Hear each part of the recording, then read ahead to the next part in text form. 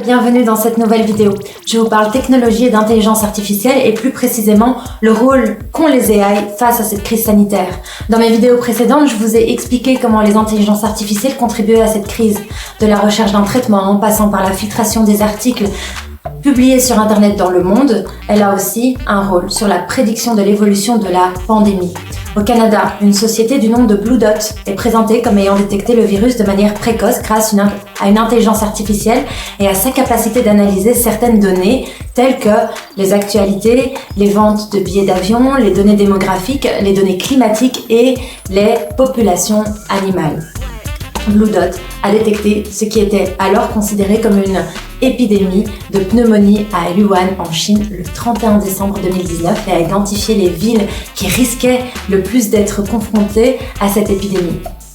Une équipe de chercheurs travaillant avec la Boston Children's Hospital a également mis au point une AI pour suivre la propagation du coronavirus appelée HealthMap.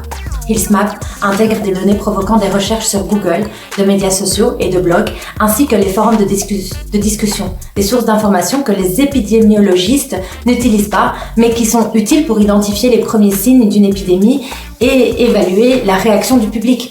Par exemple, j'ai certains symptômes que je ne connais pas qui apparaissent.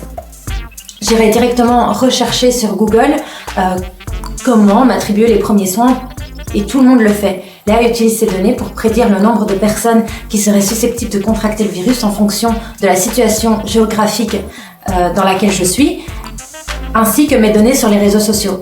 Elle prédit combien de personnes je serais susceptible de contaminer. Le Centre international de recherche sur l'intelligence artificielle en Slovénie, placé sous l'égide de l'UNESCO, a lancé de son côté une veille médiatique intelligente sur le coronavirus appelée Coronavirus Media Watch, qui fournit la mise à jour sur l'actualité mondiale et nationale en se basant sur une sélection de médias ayant les informations ouvertes en ligne. L'outil est présenté comme une source d'information utile aux décideurs politiques, aux médias et au public pour observer les tendances émergentes liées à ce virus dans leur pays et dans le monde. Quand on va sur le lien du Coronavirus Media Watch, nous pouvons clairement constater que le nombre de cas et de décès dans le pays dit riche sont très élevés. Alors, restez chez vous, protégez-vous et prenez soin de vous. À très bientôt. Salut!